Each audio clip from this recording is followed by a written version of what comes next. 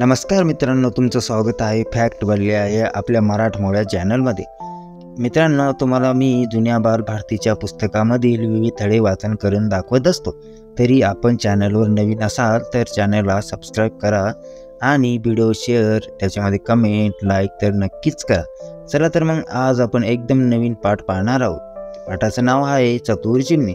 चला तर मग व्हिडिओला सुरुवात करूया। एक होती चिमणी, तिला सापडला फुटाणा। तो चोचीत घेऊन ती उडायला लागली।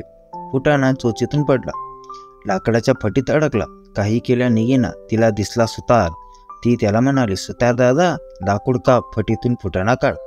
मला नाही वेळ, सुतार म्हणाला आणि निघून गेला। मग दिसला शिपाई। ती शिपायाला म्हणाली, शिपाई दादा, सुताराला शिक्षा कर, तो फुटाणा काढून देत नाही। शिपाई म्हणाला, मला नाही वेळ। चिमणी म्हणाली, लोकांना मदत करणं हे तुझं कामच आहे, पण त्यालाच वेळ नाही म्हणतोस। शिपाई निघून गेला। मग तिला दिसला फौजदार। चिमणी म्हणाली, फौजदार दादा, शिपायाला शिक्षा कर, तो मला मदत करत नाही। फौजदार म्हणाला, मला नाही वेळ। इतक्यात हत्तीवर बसून राजा आला।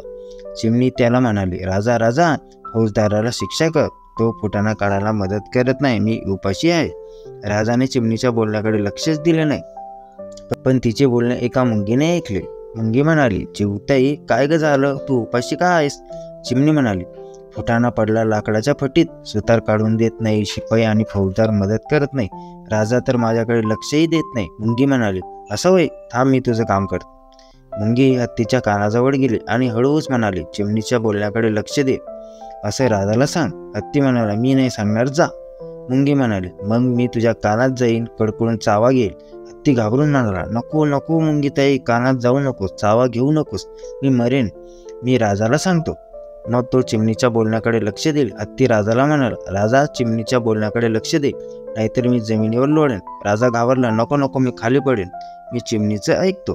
राजा चिमणीला म्हणाला, काय ग झालं चिवताई? चिमणी म्हणाली, माझा फुटाणा लाकडाच्या फटीत पडला, सुतार काढून देईना, शिपाई त्याला शिक्षा करीना, फौजदार लक्ष घालेना, त्यांना वेळच नाही, राजा, मी तर उपाशी आहे। राजाने फौजदाराला बोलवले आणि शिपायाला शिक्षा कर असा हुकूम दिला। फौजदार शिपायाला शिक्षा करायला निघाला।